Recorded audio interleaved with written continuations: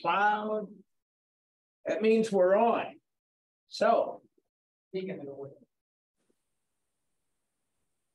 I got, first of all, did you guys get a notification this afternoon that I had reopened quiz 2? Bottom line is this. I have like 5 people that haven't turned in quiz 2 yet. I emailed. Pardon? Did you get my Canvas message about who's talking here? Mackenzie? No, I didn't. My quiz? Before you opened it, I sent it to you. So do you want me to resend it, but through Canvas, the assignment? Yeah, resend it. Yeah, put it on Canvas assignment, then I'll have it. I didn't have it the other way, so good. I sent it 2 days. No, you were one that was on my I don't have it yet. So I did send that message. okay, good. Well, yeah, I got yours. But at any rate, I want to get this all in. I want to find it and I want to get everything straight. I was planning on talking about that today, but since we don't have them all, we'll do that on Wednesday. And so help me out. I'm trying to get you guys through this. Get it to me. It's open again. So apparently the Canvas Messenger might be a little spotty. And in part, I think it's allergic to attaching files, to be honest with you. But at any rate, we'll get them all done. We'll talk about that because this, I think, is a pretty important step on in the progress we'll make towards the video presentation that you'll do in this class. So get it in, and it closes tomorrow night. So I'll put together my PowerPoint, actually extracting some of your sources and talking about that. So today's business, I want to talk a little bit more about the Roman Empire. And honestly, let me kind of get this out of the way.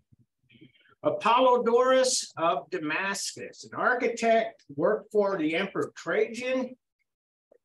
Trajan was really at the end of the 1st century Common Era. And Trajan was a very successful emperor. He had won a lot of military victories, and he was a great builder. And so after Flavian, who had built the amphitheater, the Colosseum that we talked about,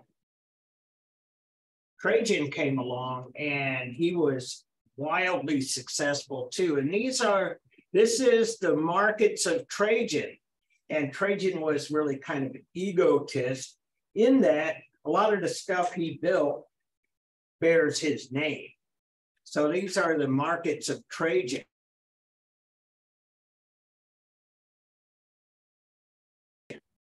Look at this last week, the idea of archways and how they put archways together to make vaults. And that's really what we had. And the other part of it here, too, I was telling you about concrete. They learned how to use concrete. They figured out how to make it strong, and they knew how to pour it. And so this really opened up a lot of possibilities in architecture. And you can see over here, I'll zoom in on this a little bit. That is really, this is right there. That's kind of the tourist map, to show you where you're at. And they got a lot of the artifacts here. But you know what this is? From almost 2,000 years ago? A shopping mall. The markets of Trajan. And so you can see that these are the shops along the perimeter. And then there's another story up here. Wow. Like the Mall of America, only different. And so Trajan, he has another big, well, I was going to show you this too. Polydorus of Damascus, same architect, the Forum of Trajan, dedicated in 112 Common Era. And this is what we think it looks like. And this is like a huge governmental, official, and just a monumental governmental building that could accommodate many, many things. As you see here, the temple, which is the religious part of this back here, Temple of Trajan, like I say, puts his name on everything. Column of Trajan right here. The libraries, the Basilica Opia, that's number 4. And then the equestrian statue, 5 is the Forum, this is it, and the equestrian statue of Trajan. So how many places do you see Trajan's name on this? All over. And so what we have from that era too, and I talked a little bit about this, I think, right before we left. The Pantheon, 125 Common Era, it's one of the most famous buildings, actually, almost in the entire world. It's probably up there with the Colosseum in terms of ancient Roman architecture. But one of the big differences is this is still in use. You can go inside this place. And this is what it looks like. This is a cutaway view, but you can still go inside. I talked to you guys last week too about the ocular or the oculus, the hole in the top of the dome. And as I was saying, it lets light in, it provides ventilation. And this is the Pantheon. So let me kind of divide that up. We were talking Roman, Latin terms, Pantheon.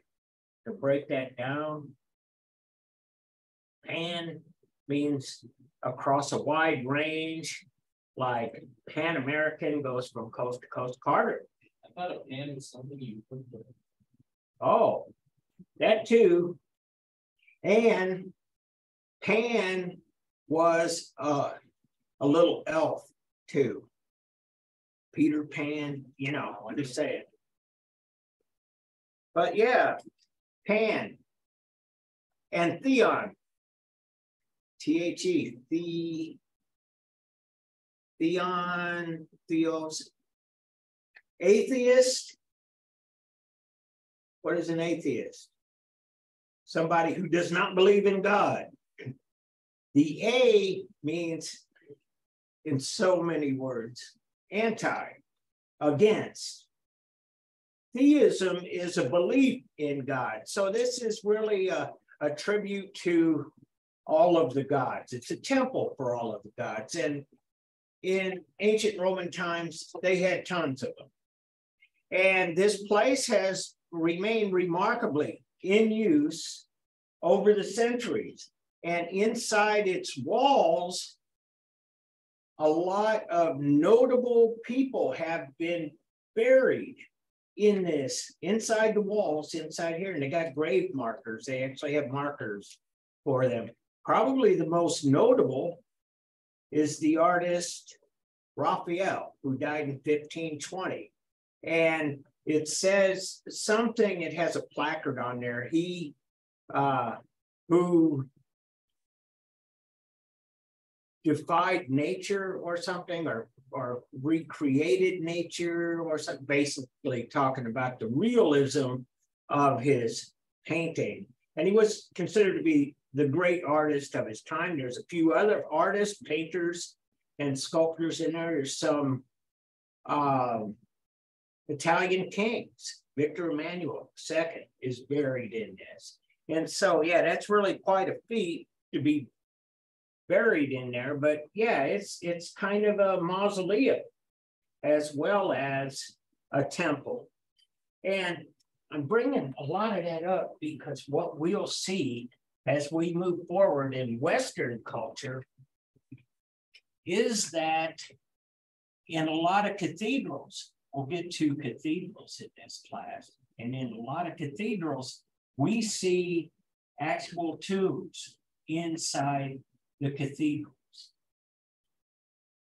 place where they would bury people, just saying. And so that's an ancient Roman tradition.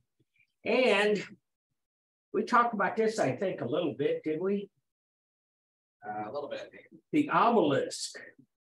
And as I was saying, the Egyptian influence on Western culture is permanent.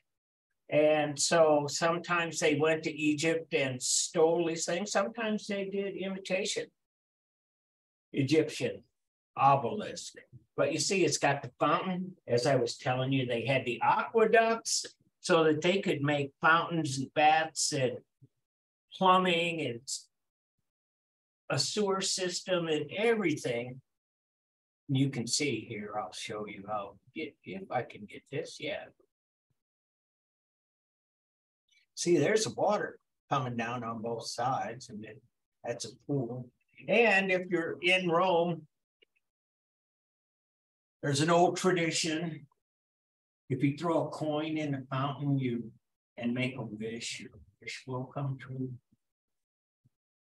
I don't know if that's true, but they sure get a lot of money. Carter. I've seen those fountains where you throw coins and they never worked. Yeah, it's a, yeah. It seemed like $100 worth of quarters. I was like, I wish I had this much money. I'm telling you. It's, yeah, you got to be careful. Oh, here is the inside of the Pantheon, and you can see it, part of it's roped off. It's kind of set up for tourism. I'm gonna zoom in here too. I want see, this is the scale. These are people, and this is how big this is. Just saying. And it's in pristine condition. Look at those marble floors. It's like they're brand new. They kept that immaculate. And so we're talking about the architecture here a little bit. I want to talk to you a little bit about the painting. And part of what happened, I told you about Pompeii in 79, Common Era, Mount Vesuvius blew up, and it basically sealed, hermetically sealed the cities of Pompeii and parts of Herculaneum. This is all basically in the area. And so we have a lot of this stuff preserved. And so we got some pretty good ideas of what the painting styles were. And the book brings us into 4 different styles. First, second, third, fourth. It's kind of not very creative, but you know, unless you're like into math and stuff. Anyway, bottom line. And I talked to you guys a little bit about this when we looked at Egyptian painting, and we saw some of the Minoan paintings from the Palace at Knossos. We saw the bull jumper, and the Egyptian tomb paintings. But painting relatively is much more fragile than the other art forms we've looked at. We've seen cave paintings too, but those caves are way deep inside the earth, way deep inside these caves where the temperature really doesn't change much, and it's sheltered from weather and all of the other atmospheric changes that painting's fragile, period. And so we got some idea of what painting is from Herculaneum, what Roman painting was. We didn't see much in the way of Greek painting except for on the pottery. But here, this is the first style, and kind of what they did, you know, you can see they kind of section things off, and we can't see too much of this, but the second style, and this is where it kind of fits in with other places and other things. We saw Etruscan painting too as well, but that was inside tombs. And so this is a second style wall painting. Dionysiac, can't say that, sorry. Dionysus, bottom line, Egyptian gods, two brothers. Roman, I gotta get my head today. Roman gods, Apollo and Dionysus. And they were brothers, and they were like two opposites. Apollo was the brother who was rational, thoughtful, calm, logical, thoughtful. He was the super ego, if you will. You know what Freudian terms are. You guys know what super ego is? A little bit. Nathaniel, help me out. Well, I can think I guess, but I don't think I could be. I don't think I'm right. Well, all right. I'll take a stab at it. Superego is the part of the psyche. The psyche is your brain, your existence, who you are. And this is a Freudian thing, and he kind of broke the human psyche into three parts, basically. Thanks, psychology majors. Help me out. Okay. Ileana. Like the and ego. The ego and the it. Yes, so it's like how like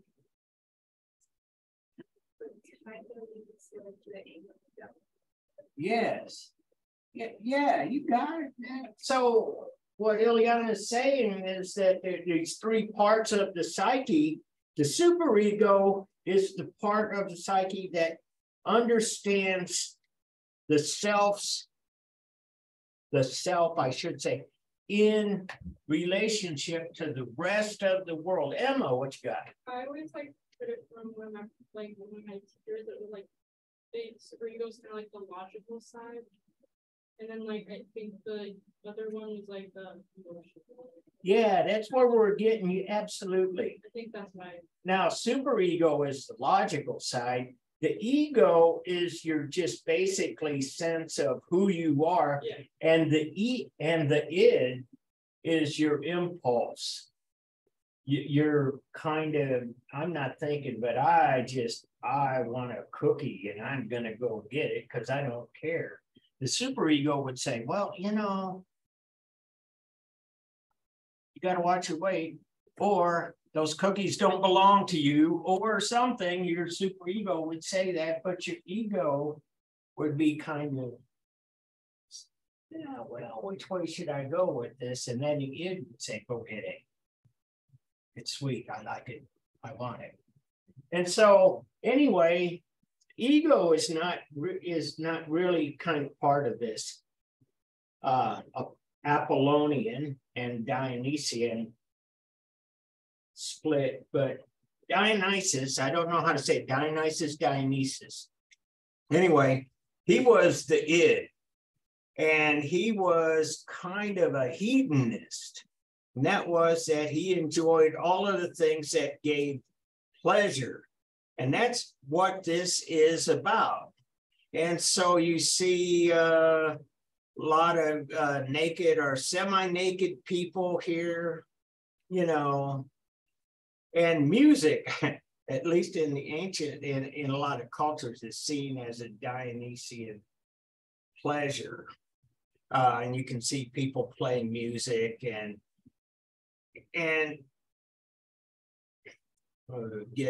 zoom in on this.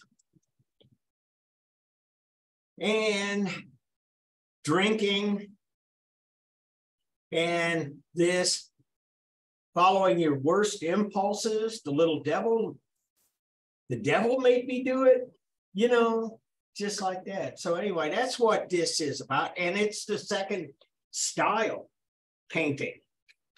And you can see in terms of stylistically, it's not flat.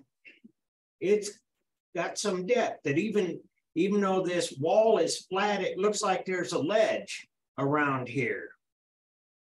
How do I know that that's just an illusion? I look at the corner and the corner is straight up. So that is just the way that the artist depicted it. And they could create the illusion of deep space or semi-deep space on a flat wall, and that's actually quite remarkable. We don't see that much in the ancient world. And so this is another second style wall paintings. And this, I think this one is probably one of the most interesting, talking about the illusion of depth. Look, he's got like a column and a wall and some windows, and then all of this other stuff that's outside the building. So, you know, the relationship to the viewer is just like really pretty interesting that way, because then you got this ledge here, just like I was showing you in the Dionysic painting. And it's fresco. And I told you guys about fresco, that plaster painting. And so it's durable too. I mean, you know, if this were something else, it may not have lasted quite as long. I wanted to say about that too, that they didn't really do paintings on something like canvas or a panel and hang them up like we do today. They just painted right on the wall. That idea of painting on canvas is really something that doesn't happen until like the 14th, 15th centuries. And they paint on canvas and it's mobile and you can hang it up to, you know. But at any rate, you guys seen this? This is down by, it's like in between where Scott Trade and Bush Stadium is. If you're going on the Metrolink, you go right past this. If you're going on Highway 64 or 40, as we used to call it. This is the old Edison building. Here it is right here. It was a factory, Edison Brothers stores, and basically what they did was they built and sold electronics stuff. So they would have radios and stuff, and they would have, I believe in Edison early days of television, they made TVs and stuff. Anyway, long since discarded, Sheraton Hotels bought it and made a hotel out of it. And they're using some of the same, Richard Haas here, the artist, using some of the same illusionistic devices that we see in ancient Roman painting. And so this is flat. This whole thing is flat, and it's painted as though we have this great statue and the globe and the column and all of the deep space. And check out this. Obelisk is saying. And so anyway, yeah, a lot of these things live on today. It's a second style wall painting, and again, a landscape. Zoom in a little bit. See, I'm a painter, so I really like this stuff. But you got the birds, got the orange trees, and you got the landscape here, and you have the mountains back here. And what color are they? They're blue.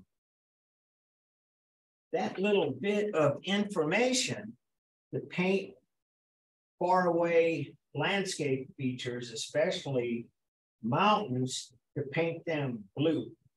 Some people say purple mountain majesties, but bottom line is, this will get rediscovered in Leonardo da Vinci's time. And he called it the effect of atmosphere. We call it atmospheric perspective today.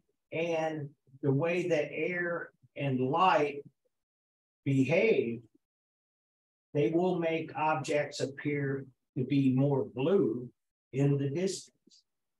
And so, not just painting, but yeah, I mean, like I say, we're writing poets, Purple Mountain Majesty. That's basically what's happening.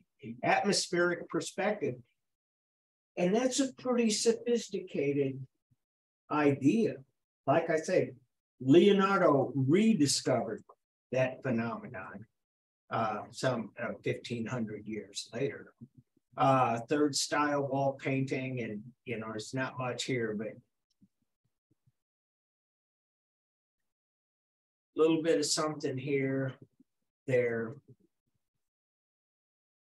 And the fourth style, where basically instead of doing a whole scene, like we've seen with the dynastic, yes. It also looks like the floor is kind of reflecting what's above it. Yeah, it sure does. Yeah, and that might be a camera thing, or the actually might be reflecting it. But I just was speaking a moment ago about how we see paintings now are put on canvas or a panel or something, and you hang them up. These guys still painted right on the wall, but they painted in a way that it actually looks like they've hung paintings on the wall. And or this looks like it could be some sort of quilt or fiber art or a tapestry of sorts, so on. But, and you see all of these, this is Pompeii.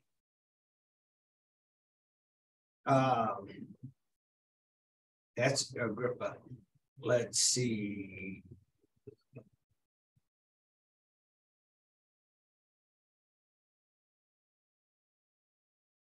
Okay. So anyway, that's where most of all of this comes from. And this is from Herculaneum, same general.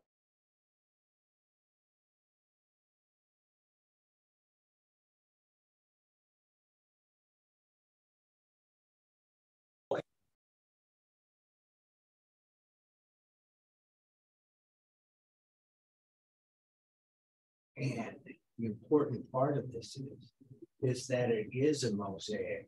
Been talking about permanency with fresco. They figured this out. This will be something that'll influence art for about another couple of thousand years. The idea of making a mosaic and using little bits of colored tile, ceramic tile, and basically putting the little pieces together, almost like a jigsaw puzzle, to create an image.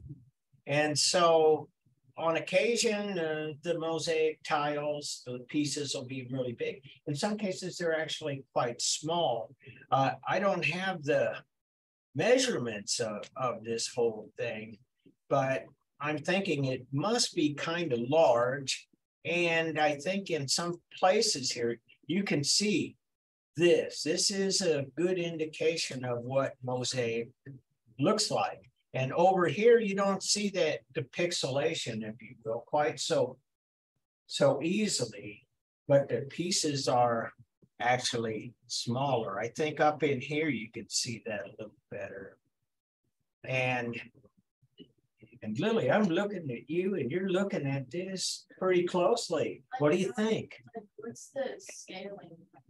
I know that's where I was gonna, that's what I'm trying to say. It doesn't give me Yeah. the size on this. And so, I mean, even art with tiles, like, it's not easy. If they're No. not small. no, that's absolutely not.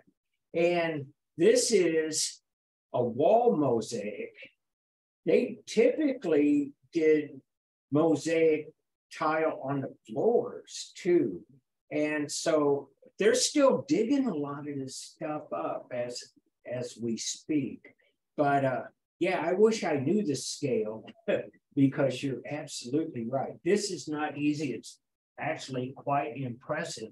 And as I said, we'll see this persist all the way through. I mean, we're some almost 700 years later, we'll see the Temple of Dome of the Rock, and it has like magnificent mosaic and a lot of other things along the way. A lot of the Gothic cathedrals, mosaic art.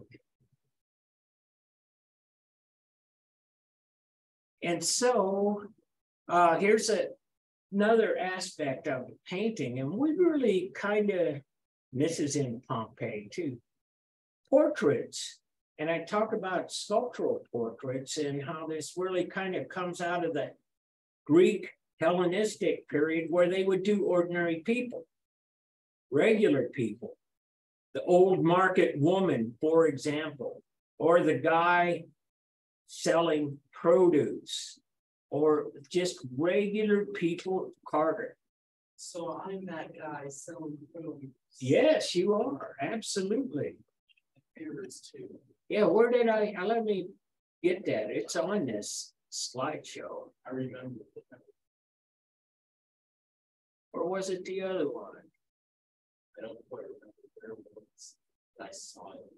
There's the guy in the fruit farm. Yeah, it's on the last one, but yeah, that's it. I mean, it was kind of this is like a sea change. We see this happening. Woman with stylus and writing tablet. House in Pompeii. Fourth style mural. House of the Meander, Pompeii. And all of these end in 79 Common Era because that's when Vesuvius. We don't know how old it is prior to that. Fourth style wall paintings, as I said earlier, fourth style is where they paint the wall as though there's a painting hanging up on the wall. And here is a fourth style painting that I am so happy they put this in the textbook. Why, Carter? Is this beautiful? Yes. It is like beautiful. An avocado in or no, a large avocado. Yeah, But avocado with peaches and yeah.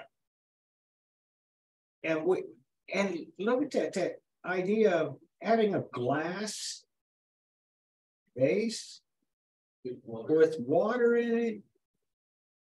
Again, a lot of these things are really pretty sophisticated. You guys ever do painting and drawing, study that. That's always something that if you're in an art program studying how to do painting and drawing, that'll be a subject that'll be in the still life that they set up, because I've done it myself. And so anyway, I wanted to show you this. This is Septimius and Severus and his family from Egypt, which gets me to something else I want to show you.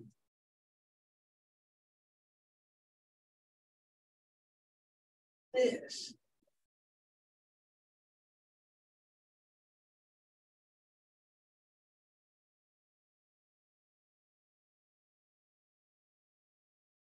And can I, there it is. Ancient faces, mummy portraits from Roman Egypt. This was a show at the Metropolitan Museum of Art a couple of years ago, May 7th, 2000. And it says during the 1st through the 3rd centuries AD, we call that CE now, but you know, let's let that go. Flourished in Roman Egypt, the mummy portrait. And why I brought this in, this is like an excellent example of how cultures sort of bleed into each other. And after Cleopatra, Romans basically ruled Egypt. I want to show you something too, I think. Anyway, bottom line, Romans moved there. One of the things that happens in the Roman Empire is that actual Romans go and live in those places that the Roman army had conquered in. Out there in, I was gonna see if I found the place.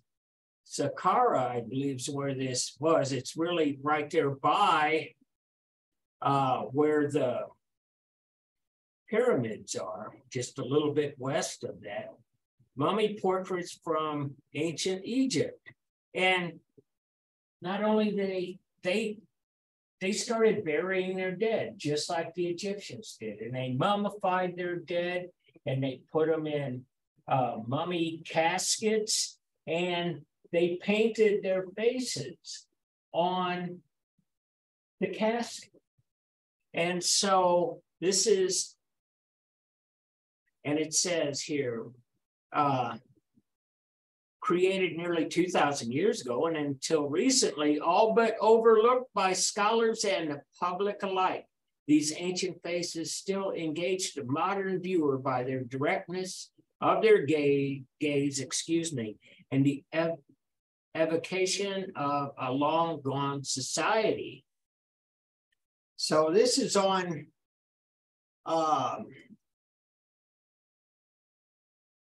let me see. This is on the modules thing.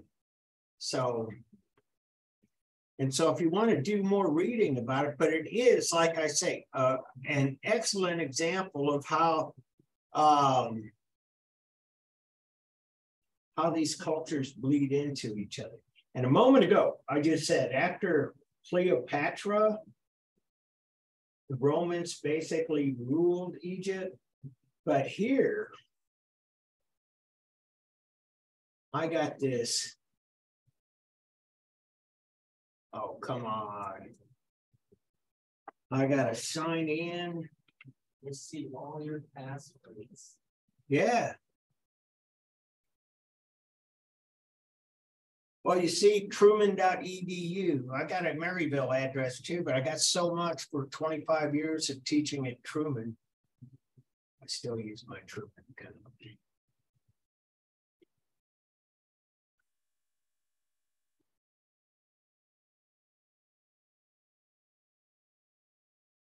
And there it is.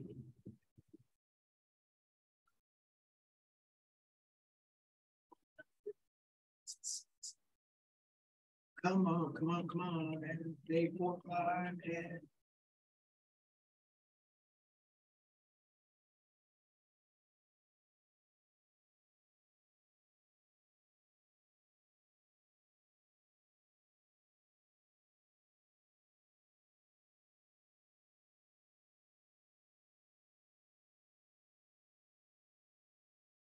now, come on, now sign me in.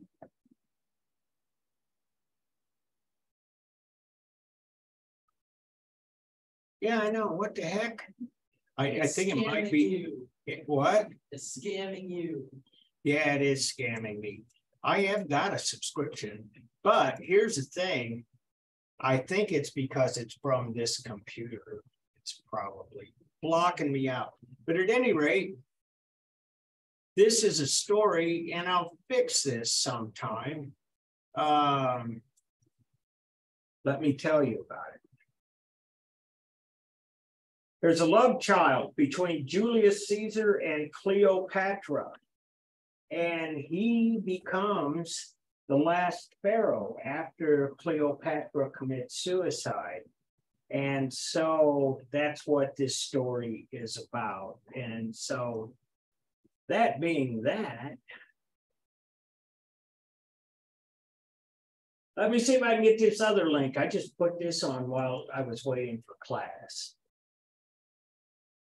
Like you guys, I play with my computer or my phone. And so look, I've got this, and this is not scholarship to be sure, but there's a basic lead-in story to this. And this is on the MSN login, you know, used Microsoft Wave. You know what I'm talking about. Anyway, I found this and I thought, this is really kind of cool. I want to talk to you guys about this. 10 recent discoveries in archaeology, and the lead-in says that 2020 was a bad year. A bad year because COVID, because a lot of things shut down, including archaeology. People couldn't do this.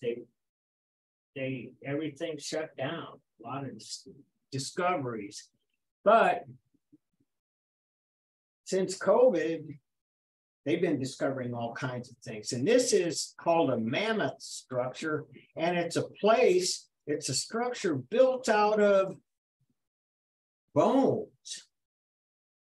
The remains of at least 60 mammoth was discovered in Russia. Bones from reindeer, horses, bears, wolves, red foxes, Arctic foxes, blah, blah, blah. So they found this. Part of what allows them to find stuff like this, global warming. A lot of the stuff that they're finding in places like Siberia are really due to the fact that the tundra is melting. There's a 9th century Viking longhouse on Iceland.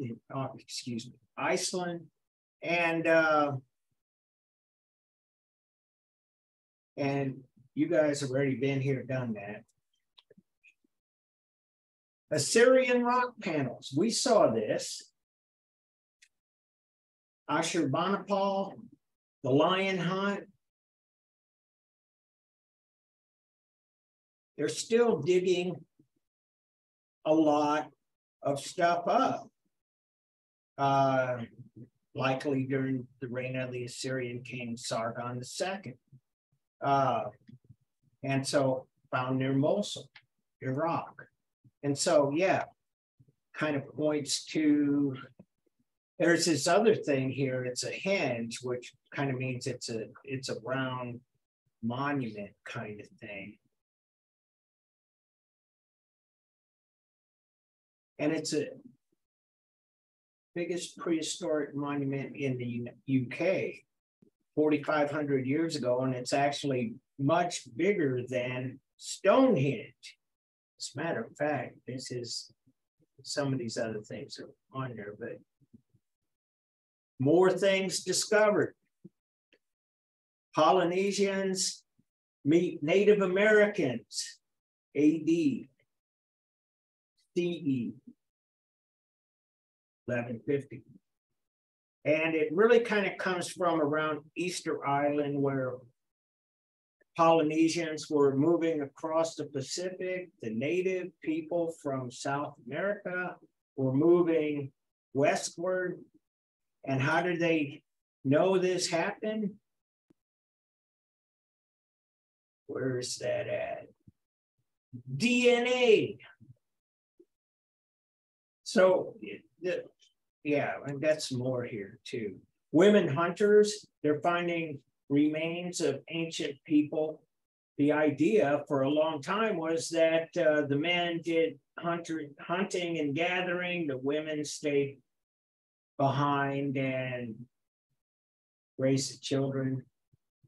That really wasn't the case. What they're finding now is that a lot of women were hunters like the men. So Title IX took us another 80,000 years to catch up, but you know.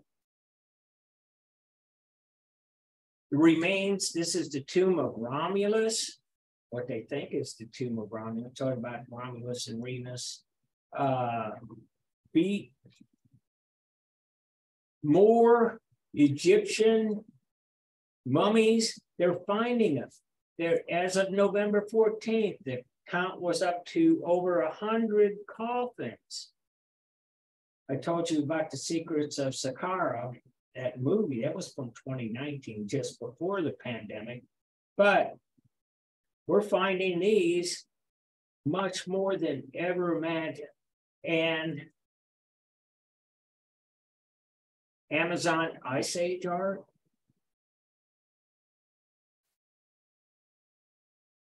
Cat reveal Nazca. You know where Nazca is? It's in South America. And too bad Victor's not here.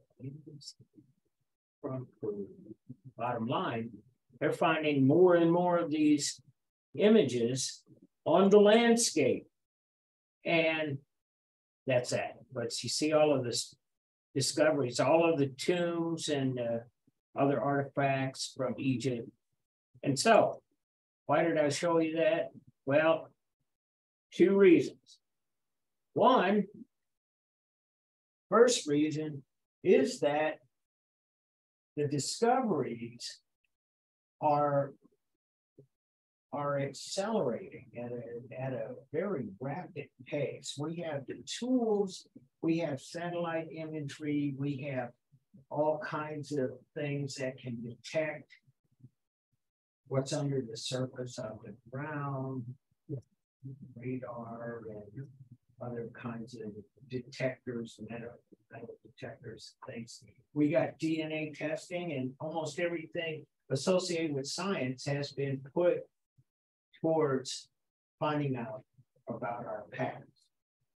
And so that's happening, and at a rapid pace, and a lot of the stuff that you read about in the textbook is actually kind of old. And when they were describing, for instance, ancient prehistoric peoples, cave people, they really don't have an idea of what human activity was really like. As I say, they're finding women hunters. I was talking about this once. Not the way I was taught, but bottom line, knowledge base increasing exponentially. Second point I wanted to make about that is that this is the news. All of this stuff I showed you is right out of the news, and this is all gleaned from different conferences and different things that are actually making the media, the newspapers. I see some of this stuff actually come out of CNN and NBC, even Fox News take up on. Bottom line, this kind of information is not yet considered to be scholarship. And scholarship is what we do in higher ed. And so all of these discoveries they're talking about, the people that discovered all of this stuff, tons of it, they will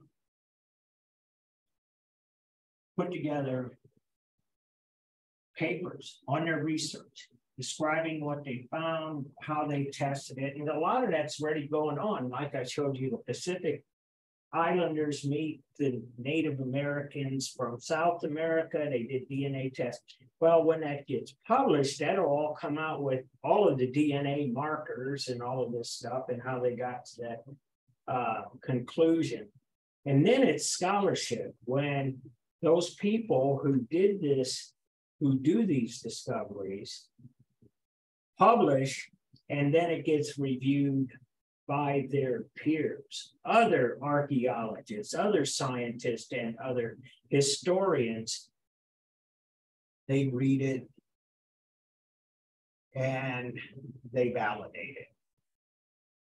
And so I want you to understand that distinction between what pops up in the news, which is actually quite remarkable. And in 5 years, a lot of this stuff I showed you will come out as published research, I'm sure. And I think that especially with the Egyptian discoveries, that's largely run by the government of Egypt. They know what they have, and they monitor their archaeologists and the government and the Cairo Museum and a lot of the people get together and they do a fast track kind of publish, but they're set up for it. They got a goal, and they're bringing ancient Egypt to the rest of the world. But anyway, know the difference between scholarship and news. And let's see, is 2:30?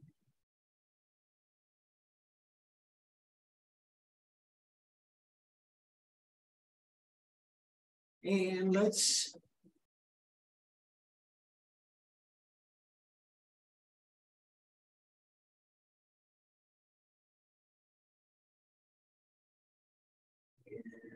slideshow for the beginning. Let's make sure I got my home audience. Oh.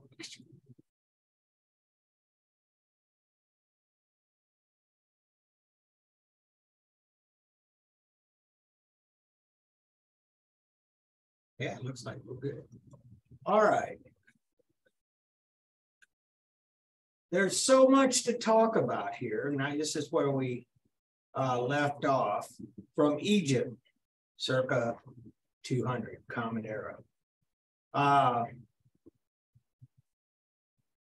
So yeah, Republican priests, this goes back pre-Roman Empire, in between Etruscan and Roman Empire, which kind of comes later in this first century. But again, ordinary people,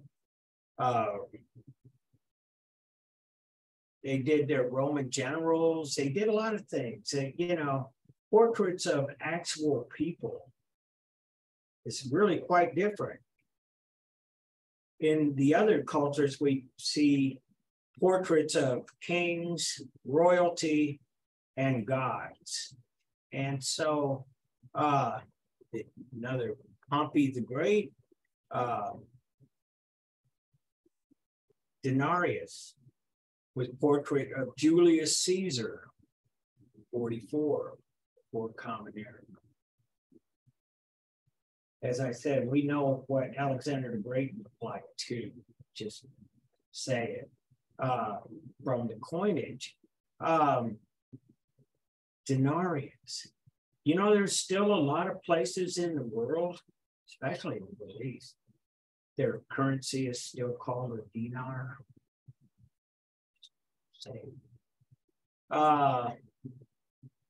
Ancestors, Roman man with portraits of busts of his ancestors. The idea of ancestor veneration is something that is part of the culture of the Roman Empire.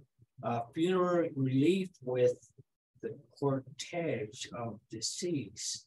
And so here, this is a funeral, and here is that sarcophagus. I'm going to kind of zoom in on that.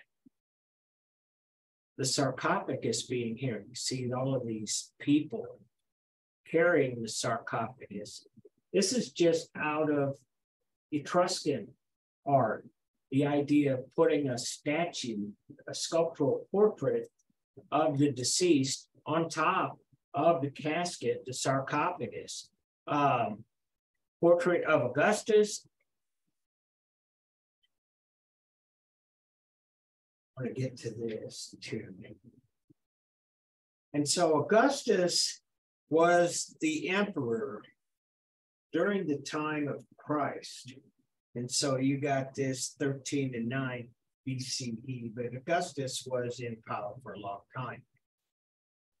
The altar of Augustan peace. One of the things by the time we get to, they call him Caesar Augustus, by the way, in the Bible. Augustus had this built, and it was a commemoration.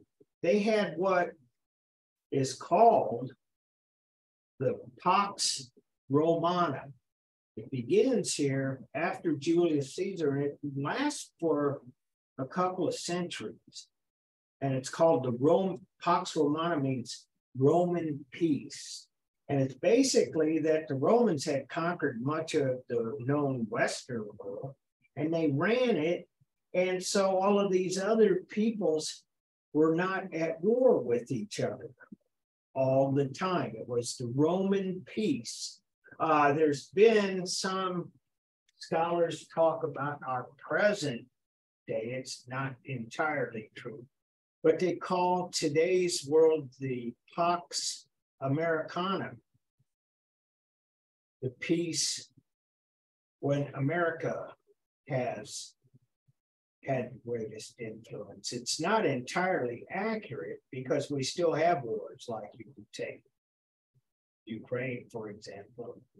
But basically, the whole idea is that the Americans are, by and large, this is a political thing, and I'm not standing by it, but if you see that term, this is what it means, is that it is kind of an imposed peace, imposed by the Americans. And if you want some evidence for that, you can look to, say, the United Nations, which is something that the Americans made. It's headquartered in New York and stuff, and these other kinds of things, designed, alliances designed to keep the peace. Well, that was kind of the story. 2,000 years ago, the Romans had imposed basically a peace. And so that's why it was actually safe for the Roman citizens to go move to some place like Egypt. In fact, there were jobs there, if you will. The Romans had, preferential status, to be sure. Bottom line, this is the Roman peace. And this is some of the sculpture. Some more from the altar of Augustan peace. And so here, contextually, we talked about the Colosseum, Flavian Amphitheater. We talked about that last time, and I realized there was something of a recent discovery that I forgot to tell you about regarding the Colosseum. And that was that we now believe that this was the first stadium with a retractable roof.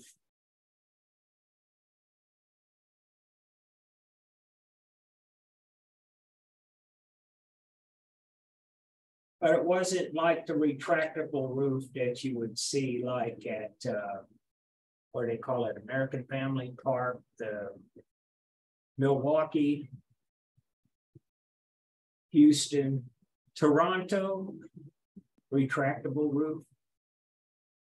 It was made of basically ropes and cloth. It was a cloth roof. And it really wasn't that effective at keeping the rain off the spectators and the performers in the center. But it was really effective in keeping the sunlight from blinding the spectators. Two things. One, you could see better. Second is it provided shade and it was much cooler. So yeah, there were these large pieces of cloth suspended by ropes across the top. So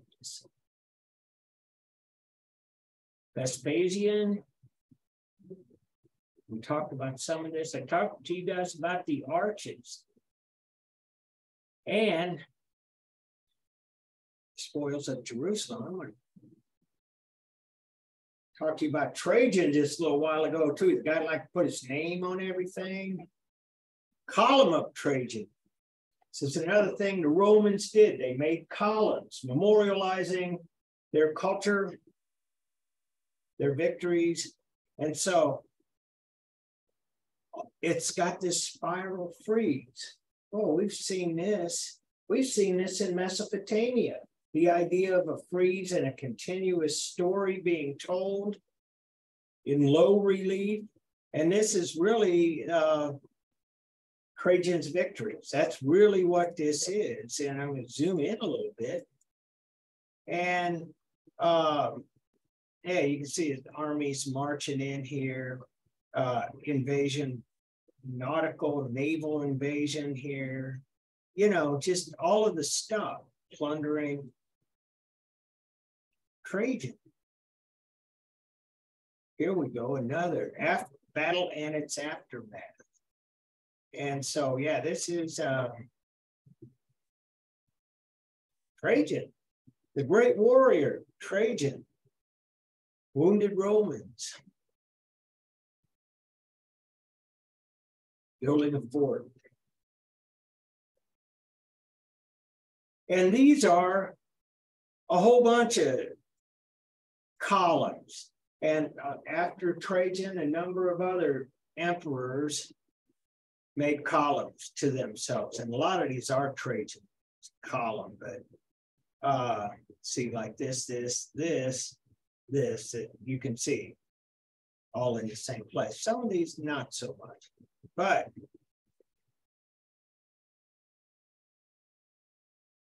I want to kind of finish this up. There's our guy. That's me. That's Carter. And so equestrian statue of Marcus Aurelius, portrait bust of Commodus in the guise of Hercules. Want to kind of tell you a little something about this. Look what's wrapped around his neck. What the heck is this? Scarf. Kind of a scarf made out of lion skin, and the paws are intact. So the paws are here, and this is the lion skin from the legs. And I'm sure that on the back of it is probably the chest, torso part of the skin. Where have we seen this? We've seen this in Mesopotamia. We've seen it through Egypt. Great leaders associating themselves with lions. Ashurbanipal, the lion hunt, not afraid of lions, you know.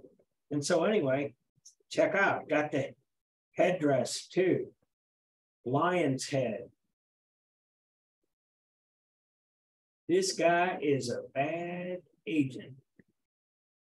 And so sarcophagus, again, they keep the tradition. We saw it come up in the Etruscan times, it gets more elaborate. Over time, this is a mid-2nd, 3rd century. There's that mummy I was telling you about from Hawara, Egypt, which is right there to the west of Giza and Cairo, Hawara, Egypt. And that's what we were talking about. Mummy portrait of a young woman. Don't know who they are. We know they're Roman. We know that they had taken on Egyptian culture. Mummy portrait of a priest from Hawara, Egypt. And so, Trajan, I'm going to run right to the last one here. Constantine. This is the Arch of Constantine, 1312, 1315. This is actually marks the end of what was known as the Roman Empire as such. Constantine, great emperor, and here is some of his victories and all of his distributing largesse, which means money and goods, handouts. And here is his portrait. I want to tell you a little bit about Constantine is that two things. First, he adopted Christianity as the official religion of Rome, of the Roman Empire. He was a Christian emperor. And there are tales about how he found Christianity, was in battle, saw a sign of the cross in the sky, became Christian. Bottom line, by the 4th century, Common Era, Rome was starting to decline. There were people, especially from the north, those countries in Northern Europe that had been under Roman occupation for centuries, or getting revenge. They were coming down the Italian peninsula and ransacking Rome. It happened a number of times. One of the groups ransacking Rome were called barbarians, for example. We still use that as a term for ruthless and crude and mean people. Anyway, bottom line, it's declining. Constantine, as the emperor, moves to what is modern day Istanbul, what was called Byzantium, and he sets up the capital of the Roman Empire in what is modern day Turkey. And he renames Byzantium Constantinople. And for the next couple of 100 years, we had 2 Roman empires. We have one in Byzantium, which we call the Byzantine Empire, and we have the Roman Empire, which still exists, but life is not so easy for them. They're enemies, they're at war, they're being attacked, ransacked, and so on. And so with that, I think that sets up the next chapter, late antiquity and Byzantine art. The late antiquity, which is the next chapter, chapter 8, basically covers this same period of time, but it's about the other things that were going on that were not official Roman culture. We start to look at some of the paintings and artifacts from the underground Christian cultures, from the Jewish cultures, and so on, the catacombs, etc. So that's what I had. So if I don't have your quiz too, put it on Canvas. I reopened it. It's going to be open until tomorrow night. And so, any questions? Did I put you to sleep? I think you put him happy to sleep. Yeah. Probably sleeping with his eyes open. All right. Well. So that means it was focused all the time. Okay.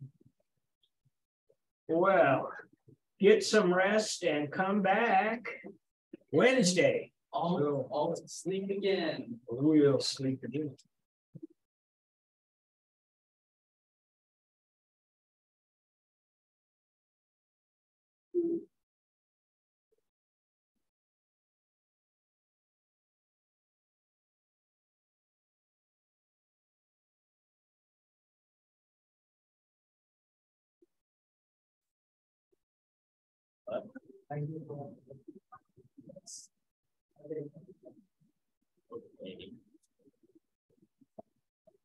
Okay.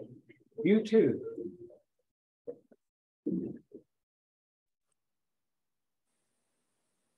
Professor Bohawk. Professor Bohawk. Yes, Rachel. Yes, I talked to you a few weeks ago, but I won't be in class on Wednesday. Yeah, you're going to San Diego, right? Yes. Yes. Okay, good. Make sure you, I don't remember who, you got your quiz 2 on it? Yeah, I got it turned in. Do I have your quiz 2? Yeah, I got it too. Okay, good. Well, be safe and I'll see you when you get back. Okay, see ya. Okay, see ya. You bet.